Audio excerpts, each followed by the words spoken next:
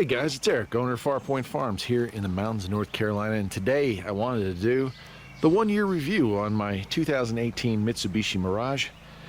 I bought it last April. As of filming, it's the end of April. I got actually a letter from the company that I bought it from about 4 days ago saying happy one-year anniversary, so here we are. And yeah, I'll do a walk around of it. I've done some more upgrades since the last time I did a video on this car, and I'll show you those, but I'll also just talk about the car in general. You know, when I did the first video on it, I just kind of pointed out the fact that it's a really nice car for the price. It's very efficient, obviously, and it's just comfortable. It's a good little car. So anyway, going around, obviously you can see, and I'm pretty sure I had that already in the last video, but those are a set of hubcaps I got off of Amazon. They were a little flashier than the originals that were on there. Just kind of wanted to spice it up a little bit. Now on the front, if you've seen my video, I added cruise control, but I also added fog lights. These are aftermarket fog lights, but they fit the factory holes, fit the factory wiring, and you just have to go into the computer and change one setting, and voila, you can use the factory switch. So a very clean factory-esque install on that. Love that because it really helps on the dark mornings going into work, you know, to be able to see everything as you roll. Paint-wise, it's held up extremely well. You know, I wash it probably every other week and wax it every month and a half. Now, I don't drive this thing in the wintertime if I can help it. But yeah, it's held up really well. I don't have any scratches on it, thankfully. I'll find some wood to knock on here in a second. But yeah, go ahead and walk around in the back. As far as other upgrades, well, this is one right here. This is the rear sill. I added like a plastic piece there, so that you know, when you take stuff in and out of the trunk, it doesn't scratch the paint there, because that is kind of a wide sill. Now, let me go ahead and open it up. I'll show you the biggest upgrade that I've done to this thing, and you'll have to excuse the mess here. I have some supplies in here. Sleeping bag and a little tool slash first aid box.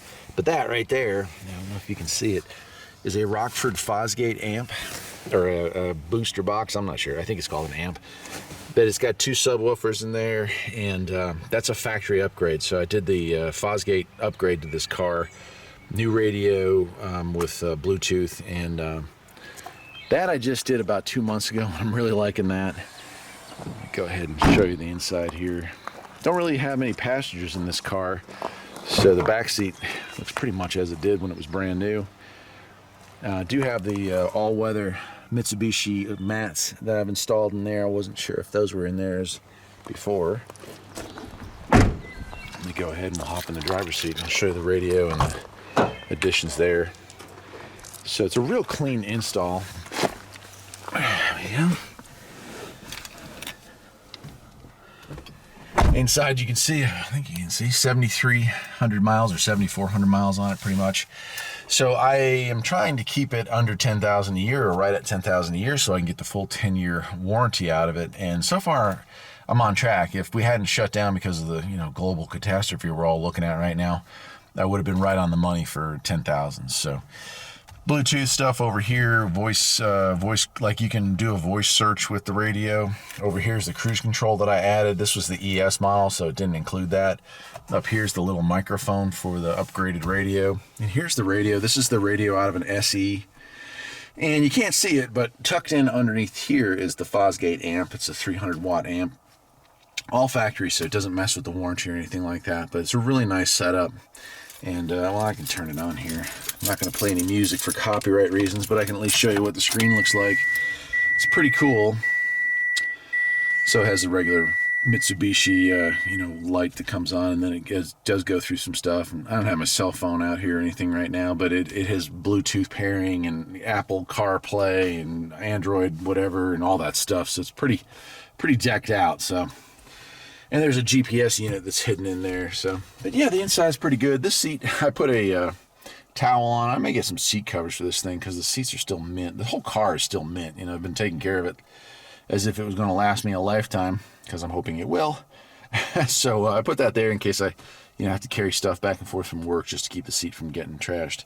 So CVT's holding up very well. I haven't even come up to its first service. I have done the first oil change on the car. I'll go ahead and pop the hood.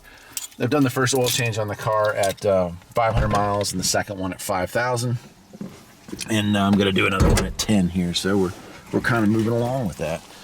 One last upgrade I did here, as you can see, I did add a center console, and I added that's like a foam padding, so it's a really nice little console, and it has a nice armrest on there, so really like that as well. The interior is holding up very well. As you can see, the seats are nice and clean still, and everything looks good. There's nothing falling apart on or anything like that. Very happy with it overall. Tires are extremely good. You know, for 10,000 miles, they look like, or close to 10,000 miles, they look like they're almost new. Alignment-wise, you know, some people were saying when I first bought this to have the alignment checked that there were some issues from the factory on certain models with alignment problems. And so I did bring it down to my other job, hook it up to an alignment machine, and luckily everything is green, rear and front, so no issues there. It might be one of the reasons why, you know, that the alignment or that the tires are wearing so wonderful. But here's the engine. Not much to see. Nothing has changed, obviously. I'm not going to do any kind of mods to this thing. It is what it is. It's a 78 horsepower 3-cylinder, and it's working great. Like I said, 2 oil changes with factory filters.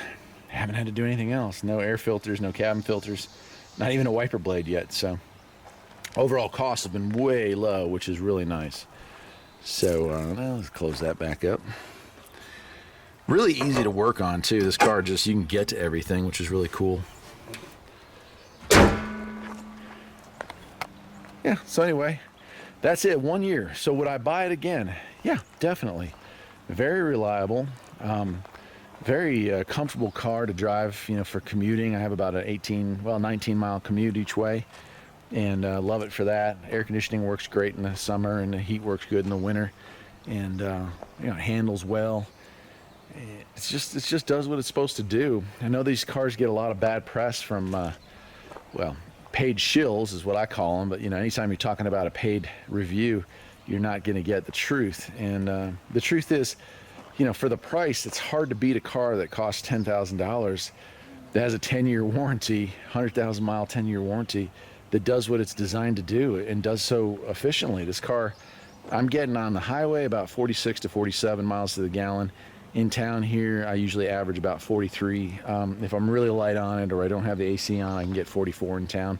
And we're talking serious mountains, so that alone makes it just an incredible deal for somebody looking to buy a car that gets good fuel economy. And that is it. If I was going to ding it for anything, what would it be? I'm trying to think of something I don't like about the car. The gas tank. That's what I would ding it for. The gas tank is really small. It has an 8-gallon gas tank, or 8.8, I think it is. And so, you know, the car I came from was the Echo, and the Echo, I think, had a 12-gallon or at least a 10-gallon tank. And so I filled this one up more often than the Echo, and it gets, you know, the same or actually slightly better gas mileage than the Echo. So that's kind of was a surprise. You know, and when I say more often, it's still 2 weeks between fill-ups, but it just, I don't know, I wish it had a 10 or even a 12-gallon tank would really make this thing just a little bit more convenient. But that's it. If I was going to ding it, that's probably the only place that I would say I've had something where I haven't been super happy with.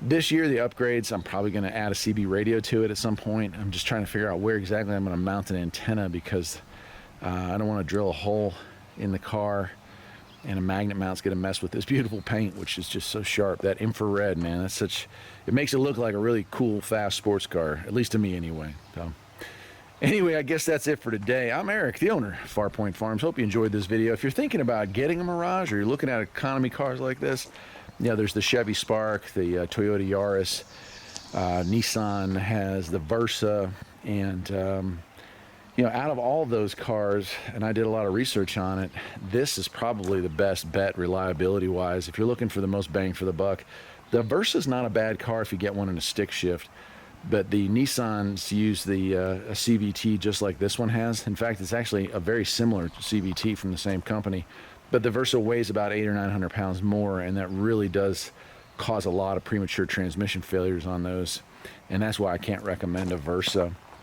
Chevy Spark, you know, is just junk. You know, you get about 80,000 miles out of the motors on those if you're lucky. So that's that. Ford killed the Festiva, or Fiesta, whichever one it was. They've killed pretty much all their passenger cars, so they're out of the game.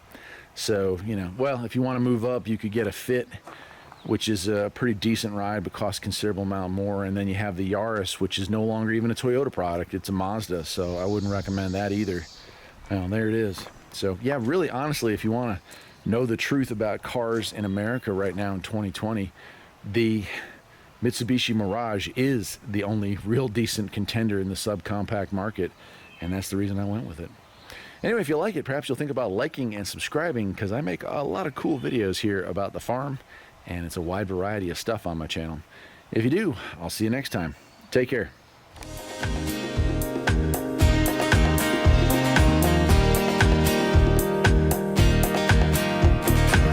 There's always something that needs a little fixing on Bar Point Farms. Freedom is mighty sweet.